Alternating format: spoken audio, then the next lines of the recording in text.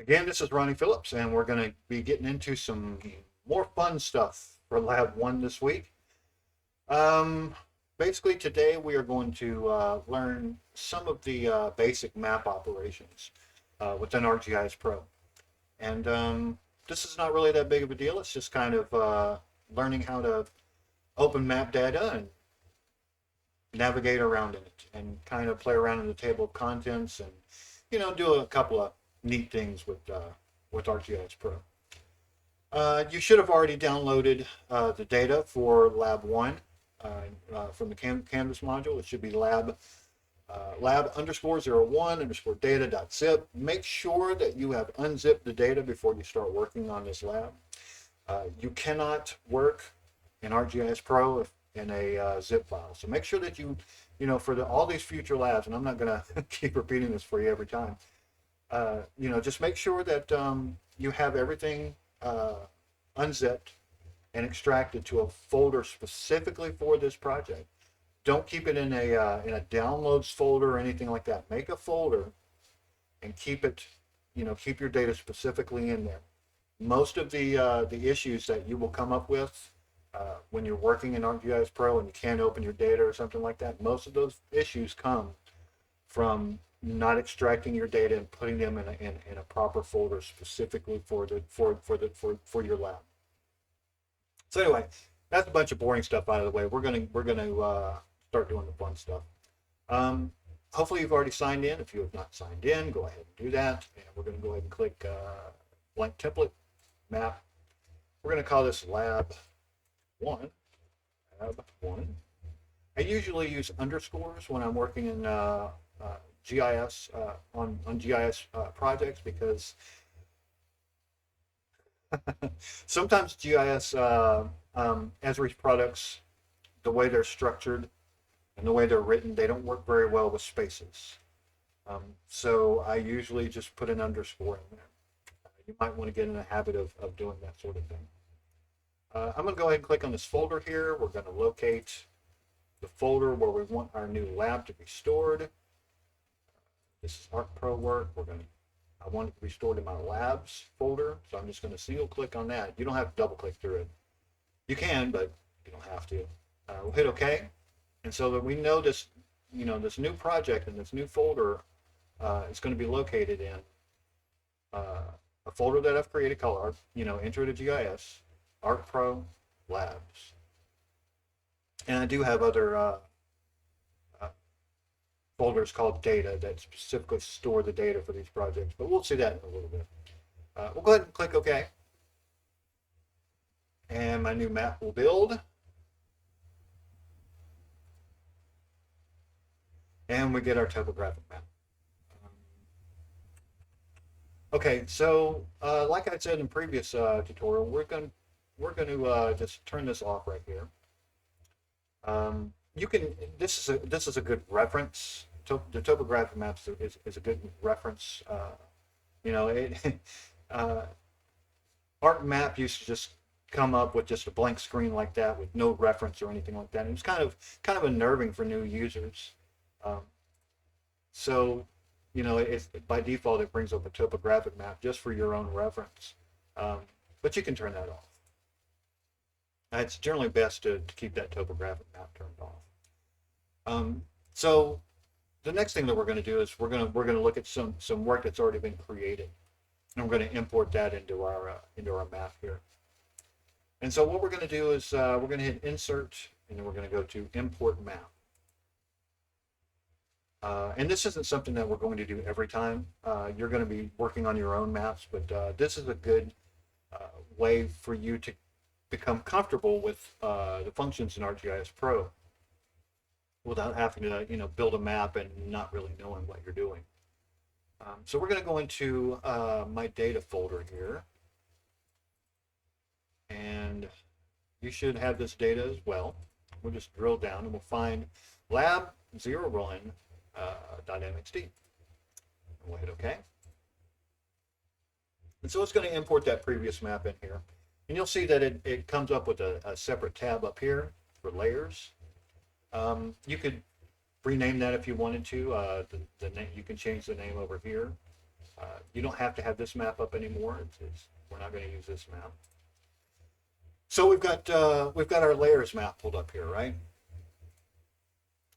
And let's see what our instruction says. Yeah, what appears here is a a world map with grid lines, county and state boundaries, and red dots labeled by city. We've got our graticules right here. So over here on the left, we see a list of layer names. This is the table of contents. I know it just says contents right here, but this is the table of contents. And I'll refer to the table of contents many times over the semester. The table of contents is just basically, it lists all the layers that are available to work on in your map. And you can see here that, this red, you've got a red dot right here that corresponds with, cities, populated places, cities. And so you can look at the symbol and kind of determine what it is on your map here. We've got states and provinces in this light weird color here. And we see that that corresponds with, our states, states and provinces. Same thing with graticules. You can barely see a little line there, and you can barely see our graticules that run across right here. We've got our bounding box, which is creates the boundaries around our map. Okay. The concept of layers in this is really important to grasp. When a layer, you have your layer order here, and these layers appear on top of each other. So a layer that is here is going to appear on the map on top of states and provinces, right? And so your layer order is really important to remember, for proper visualization. So let's go ahead and work through number 5 here. In the table of contents, check the box next to populated places. This is called turning it on and off. That's kind of, I don't know if that's the official term, but that's what a lot of people say. So when we turn that layer off, we can see the populated places disappears. And so if we would want to turn it back on, you just check that box right there and it's right back up. On slower computers, it can take a little bit for the labels to appear, as you just saw. My computer is not that slow, but running ArcGIS Pro can be a challenge sometimes. So even if you have maybe a medium powered computer, you might want to allow some time for that sort of thing. Okay, so number 6, it says in the table of contents, click on populated places and then drag it to the bottom of the list below bounding box. So it's pretty easy. We'll click and hold, drag it there, and we'll see that you get that little black line that shows up right there. That shows where it's going to be placed. We want it to go under bounding box. We're going to release it there, and we see that our red dots in our map here went away. Actually, I'm going to zoom in on this just a little bit. There, that's better. Okay, so we see that our red dots disappeared. And remember I was talking about layer order? On question number 7, it asked why the populated places is no longer visible on the map. Well, that's because they're covered up with this bounding box, right? You've got all these layers on top of this right here. So you've got all of these basically covering up this stuff here. So if you think of this layers, as just kind of maybe sheets, placed on top of each other. These layers are covering the populated places because we moved it underneath all of those layers. And so even the answer is given in the instruction. Polygon layers use solid color fills. It obscures the point layer of the cities. So what we'll do is we're going to go ahead and bring populated places back up here. See that gray bar there. So we'll make sure that's there. You'll see that it shows up here. And we're going to use the Explore tool to examine the information that we see. So we're going to click Map right here, and then we'll click on Explore. It should be the default, but sometimes it isn't. You'll see that it changed to, my cursor changed to a hand shape here. And if I click on the map, it'll open the identify window. Number 9 says move the pointer over the red point, Los Angeles, and click. So we'll go ahead and click that. We'll wait for it to identify. This can take a second sometimes. It's popped up on my end. If you don't see all of this data here, just click on Los Angeles and it should show up. So we've got the information for Los Angeles. These are called attributes, and the concept of attributes is really important to understand. And it's not really that difficult either. Attributes are basically like in an Excel file. You've got a table with columns and rows. This is the column for Los Angeles, or actually this will be a row for Los Angeles. It has FID, scale, rank, blah blah blah blah blah. All this stuff located in one record for Los Angeles. And so if we scroll down the table, we'll see that there's lots more information. We've got population. Let's go ahead and scroll down. Yeah, here we go. In the instruction it says you've got population from 1955, actually it's 1950, but to 2050. So that's projected population. See, in 1955, the population was 51, 54. This is per 1,000 people, so this is actually 5,154,000 people. You don't really need to convert the units when we're answering the questions, for the assignment, for the assignment quiz for this. So don't worry about that. Just use this number. And so the first quiz question says, what is the population of Mexico City in 2050? Pretty easy stuff. We've already gone over how to find that stuff. Just click on it, look for it. Pretty easy stuff. Okay, so now we've seen examples of various types of data displayed on a map.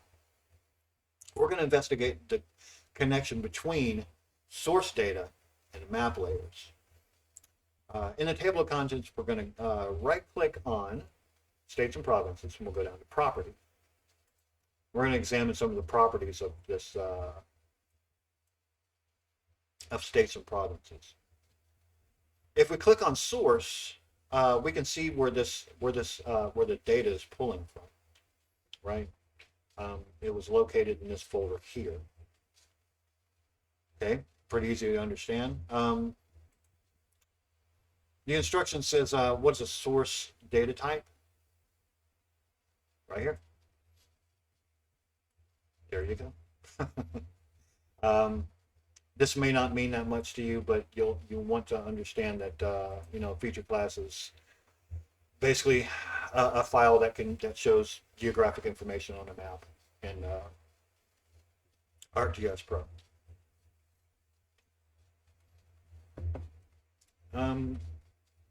We'll also want to take a look at the geometry type. This is a polygon. States and provinces is a polygon. Okay, great. What is the name of the feature class? To find that, you can go into General here, and we see that it's called States and Provinces, or the feature class name. We find it here. Yeah, the feature class name is called States _ Provinces, and it's different from the layer name in General called States, States and Provinces. So there's a difference here, and so you need to kind of keep those things straight. What appears as the layer name is not necessarily the file's name. And so that's, just keep that in your mind. Let's see, number 11, you can rename your layer. Right, so we'll click on General, and the instruction says we want to name this State and Province Boundary. Yeah. We'll hit OK. We see that it changed over here to state province boundary, exactly what we typed. Again, you're not changing the name of the file itself, you're just changing how the name appears in your table of contents. It's called an alias. I don't think I will refer to aliases in this semester. Just remember that what happens in your layers, the way it appears in your table of contents here is not necessarily the file name. We know that this file name is called state underscore province, but in our layers, we're calling it something that's easy to comprehend. States underscore provinces. It's not an easy thing to read, for people who are not familiar with what you've been working on. State and province boundary is much easier for people who aren't familiar with your work to understand what you're saying. Okay, so moving on to exercise 2, we're going to navigate the map. So we're going to move over the mouse pointer here. Having a mouse with a scroll wheel is almost an essential when you're using ArcGIS Pro. The scroll wheel can allow you to zoom in and out very easily, but you're working on a laptop, and I do have a laptop that I work on without a mouse occasionally. It can be difficult to zoom in and out. But what you'll want to do is you'll want to move the mouse pointer on the map, press and hold Shift, and then we'll move the mouse, if I can go back here. That's not what I wanted to do.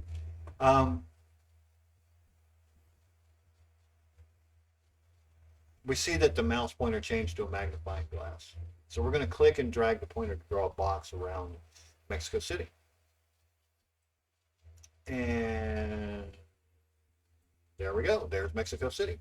If you make a mistake and you accidentally draw it in, I don't know, somewhere else, anywhere else, just click this button right here. This is the previous extent button. Or you can go to full extent. That'll show you the full extent of your map. You can try it again. So if I press and hold Shift, and I, for whatever reason, went to London, you can just click this button here, and it'll go right back to full extent. So we'll go ahead and click on Mexico City here. Click and drag. There we go. Easy stuff. But yeah, scroll wheel is definitely going to help you zoom in and out much easier than having to use a keyboard shortcuts. There is a means and a method to add a zoom tool here, but this is some customization I've done on my own end. And it's a little complicated to get into, so we're not going to worry about that. Okay, so the number 2 in the instructions says default pointer for the Explore tool is pan tool. And that's this right here. What you see here, the hand, is the pan tool. It looks like a hand. Click and drag the left mouse button. Yeah, just click and drag until you see Texas. Here's Texas. And then we'll click it to identify the attributes. You'll click it. If anything weird happens, just click this Texas thing right here. It should pop right up for you. And so the quiz question 2 asks, what is the ADM underscore code? What is the admin code for Texas? Go ahead and click on Texas, find the admin code, write it down. You'll submit your answer later. Write the values exactly as written in the attribute table. You don't have to do any weird, you don't have to do any correcting, no math, nothing like that. Just write down what's in the attribute table. So for number 3, it says click on the map toolbar, click the measure tool. So that's, this right here and the ribbon bar here, and then we'll come over to the measure tool. And this will open the measure window, which is this. This opens the measure window, change the units to kilometers if you need to, because we're going to be measuring in kilometers next. So go ahead and change that to kilometers. Don't worry about QDs if right here or anything right here. And then we're going to keep this window open. We're going to move the mouse pointer over the display. The pointer becomes a small ruler with crosshairs. Okay, place a pointer at the center of a point that represents Los Angeles. So I'm going to scroll out here just a little bit. And if you have a scroll wheel and you press it, it'll change into that hand right there. You might want to zoom in and out otherwise. But it's asking us to place a pointer at the center of a point for Los Angeles and click to begin the line. So we'll get that as close to the center as we can, click the line, and we can see that it's starting to measure in kilometers our distance here. And the instruction says to move to Mexico City and double click to measure the line. And the thing that I think is really cool about this is that when you're zoomed out this far, if we were zoomed in further, it wouldn't look like this, but see how the line looks kind of curved, representing the curvature of the Earth? I think that is really cool. Anyway, and this is because we're in geodesic here. You can do it in planar, but that doesn't allow that. So we're going to go to, I don't know why I think that's so cool, but so we're going to go to the middle of the Mexico City pointer here, and we're just going to double click in the measure line. Okay, and we see that the path we took, the path that we measured is 2,483.84 kilometers. And if you want to, if you didn't want to, if we weren't just measuring the distance from 2 points, you could do click on this and then draw it out to here and then draw it out to here, and it would sum up the number of kilometers for you. But anyway, the instruction says you can see Mexico City is more than 2,400 kilometers from Los Angeles. In the distance that's in the instruction, it has like 2,474. Pretty close, especially when you're going from at a zoomed out distance like this. But there is going to be a little bit of a difference because we don't know exactly where the center of these points are for right now for our instruction. We could find it if we wanted, but we're not going to worry about that. All you really need to know is here's how to measure the distance between 2 points. Okay, so we'll go ahead and close this and we're done measuring distance. We're going to look at exercise 3, looking at feature attributes next. And so in the GIS, a feature on a map can have a ton of information associated with it. I mean, think about like all of the United States and all of the data that could come along with a state. We've got Texas, we've got a name. You could have the population, the number of counties, certain codes that go along with it. Just lots and lots and lots of information that can go along with a feature. Let's go ahead and in the table of contents, we're going to right click on populated places. We're going to click attribute table. And anytime anybody says open the attribute table, that's what they mean. You right click on that layer, we'll hit attribute table. Go ahead and wait for that to pull up. This may, for you, pull up differently. I'll go ahead and pull it up outside of this. Popped up on my other window here. Okay, so it may pull up for you like this. I find it's more convenient to have my attribute table docked at the bottom of my map. And you can do that just by clicking in this blank space here, dragging it, and you can dock it anywhere you want on here. I like to dock it at the bottom because I like for my information, my map to appear here, and then if I need to look at the attribute table, I'll look at it down here. So I'm going to drop that right here, and you can resize this, drop it down however you want to here. But I'm going to open it up just a little bit and look at the exercise. And it says, this opens the attribute table with the populated places layer. The attribute table shows you all the data for the cities, and that's true. We look at Los Angeles here. This is your first record, and it shows you all of the attribute table information for Los Angeles.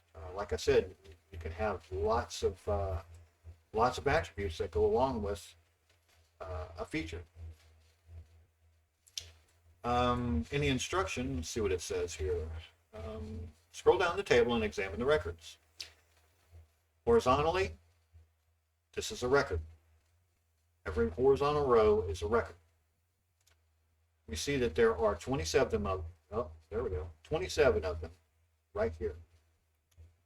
This shows you the number of records.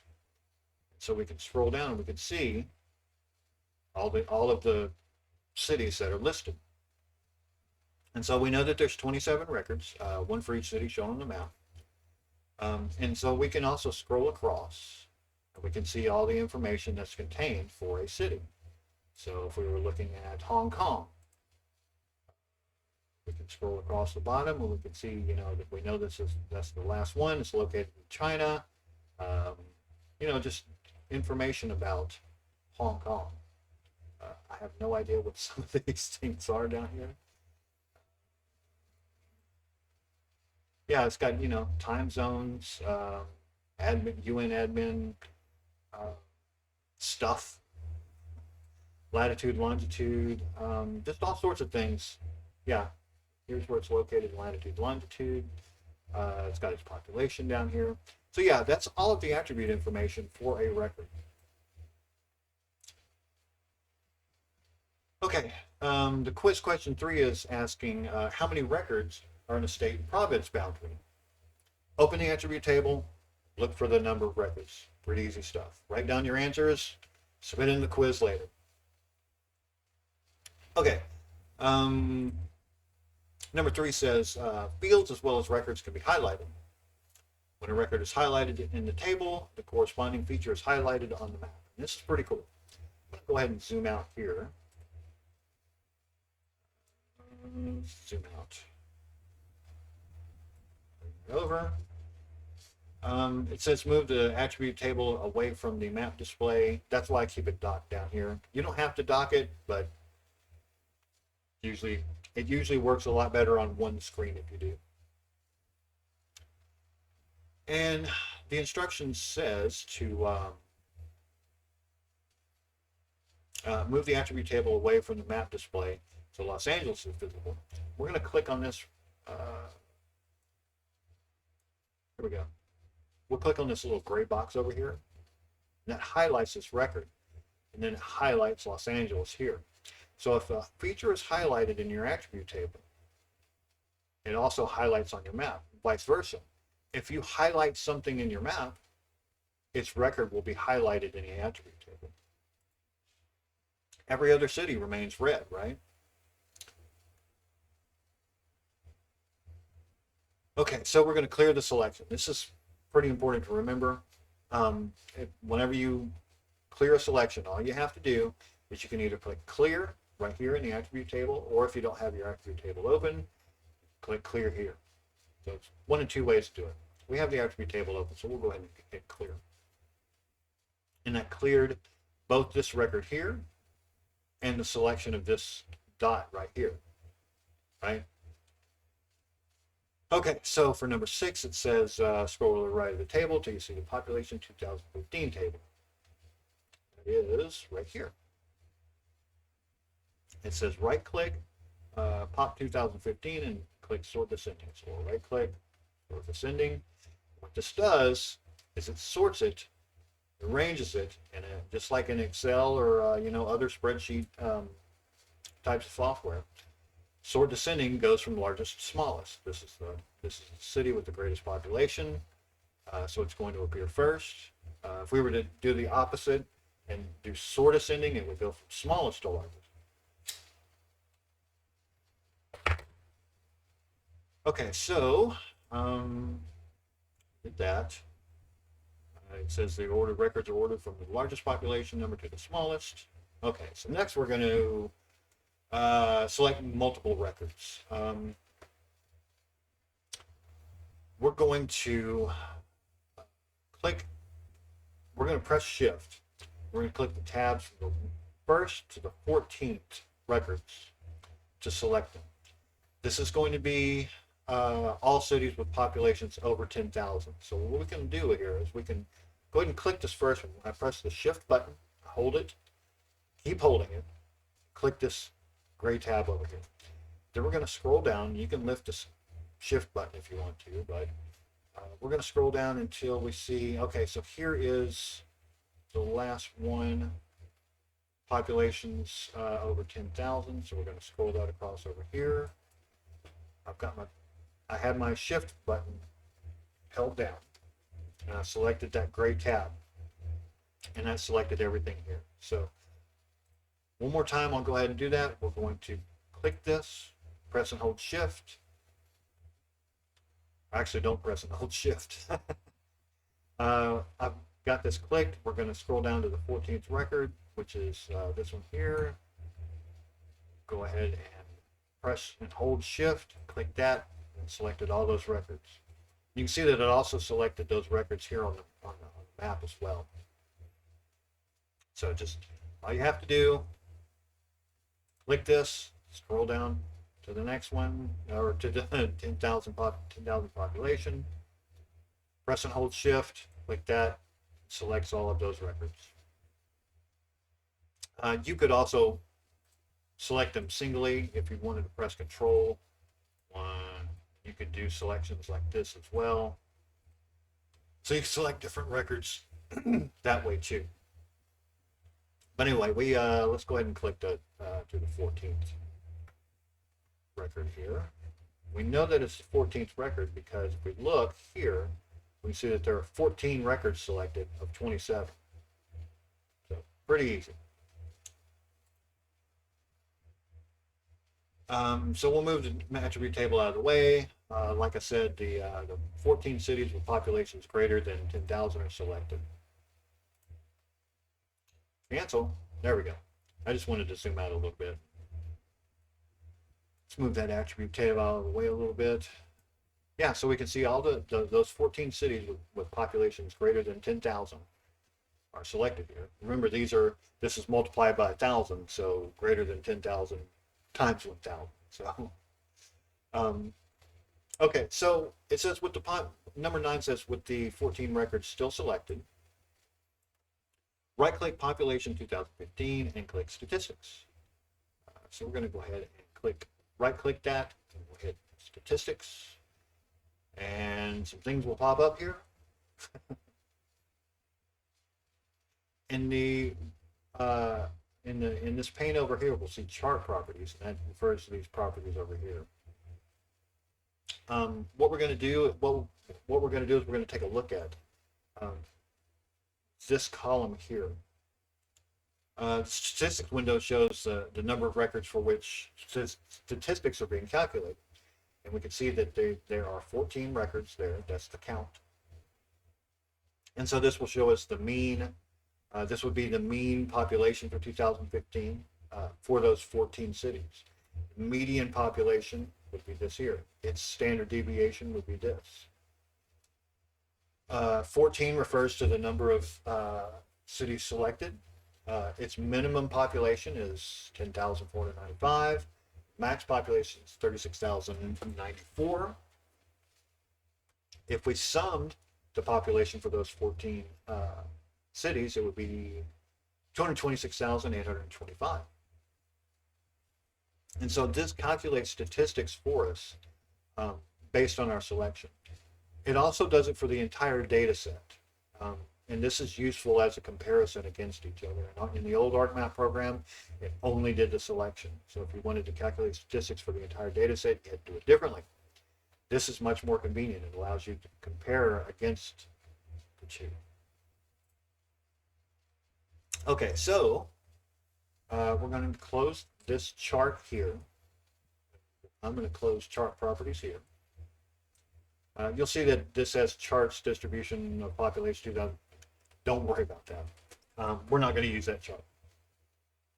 So quiz question 4 asks, what is the total number of people living in the 14 largest cities in 2015? So we already have those selected, and you already looked at the statistics, and we see where count and sum and mean and median were all listed. All you have to do is look for the sum. That's your answer. The frequency distribution chart represents the distribution of values graphically. Don't worry about that. It's important to know, but not for the step. Okay, so we're going to clear our selection, and we're almost done, I believe. On your own, how many cities have populations greater than 10,000 in the year 2050. This is pretty easy to figure out. We've got our attribute table here. We've got population 2050 here. And so all you have to do is count those and write the answer down. And that's it for this lab. Pretty easy stuff. We're going to go ahead and save this just in case you need to come back to it. Click the save button up there. Pretty easy stuff. It's just basically to familiarize you with the sorts of data that are available to you in a map. It can be a little bit complicated, but you just need to kind of work with it a little bit, kind of get used to it. Go in here and try to break it if you want. Just make sure and save it before you try to break it. But yeah, just play around with some of the functions here. And you can do this stuff for state and province boundary. You can look at the attribute table for it. You've got all this weird data in here, and just kind of try to figure out what some of this stuff means. If we click on this, the first one here, we try to locate on our map. Can't see it. Why can't we see it? We right click on it, we can go to zoom to. It'll zoom us to that, and we couldn't see it because it's super small. It's for Aruba, right? And if we know our geography, we know that Aruba is north of South America, Dutch. Yeah, so yeah, just go in here and try to play around and look at your attribute table. There's no map that you need to submit for this. So once you've gotten your answers for this, run around and try to play with it. Try to break it. Try to figure out, what you're looking at. Get a good familiarization with how with the functions in ArcGIS Pro. And so I'm going to go ahead and stop talking and rambling here. If you have any questions, as always, get a hold of someone, and we will be more than happy to help you out.